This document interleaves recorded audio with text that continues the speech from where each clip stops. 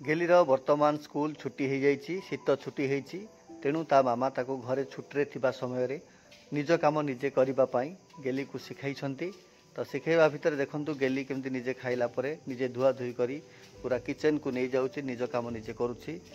पूरा मानुची मामार कथा पूरा अक्षर अक्षर पूरा पालन करुच्ची तेणु ताको धन्यवाद। तो वर्तमान देखंतु केते साफ सुथरा भाव में पूरा बासन को माजी पूरा सफा कर दउची छुट्टी थिबा समय रे दुष्टामी आउ गेली करूनी गेली आज भल पिला हो सारानी गेली मामार सब कथा पूरा अक्षर अक्षर पालन करुच्ची केते सुंदर भाव में पूरा सफा सुतरा करी बासन कुसन पूरा माजी सफा करी पूरा साइज करी रखी गेली आमर देखंतु ऊपर को तार हाथ पाउनी तथापि से रखिबा चेष्टा करुच्ची से रखी पार नथला मु टिके ताको हेल्प कली। तो वर्तमान गेली भी रागी जाई कहला ना मामा तमे तम काम भी मु तुमको हेल्प करी तेणु वाशिंग मशीन सी ऑपरेट करुच्ची मामा किसी ऑपरेट कर देइथिले आ गेली निजे कहउछन जे मामा तमे मते कहिलो माने मु तुमको भी हेल्प करी आ तुमको हेल्प करबा को जाई कि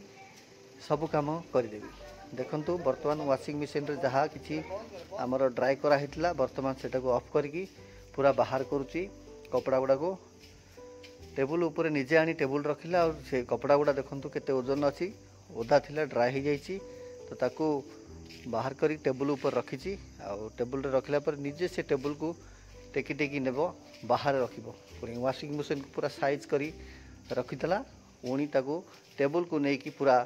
बाहर ताकू रखीदेला मु कहली ना ना आ सेठी रखी दियो एठी मामा आसीबे सुखेबा पाई गेली पूरा खुशी हो जाइछि आज काम निजे करिछि बहुत परिश्रम करिछि तेणु ता पाई दोली टिके बंधी दिया गला आ दोली खेलिला लास्ट रे सांग माने गेलीर काम आपण मानु केमिन लागिला कमेंट करी कहंतु सब्सक्राइब करी दियंतु।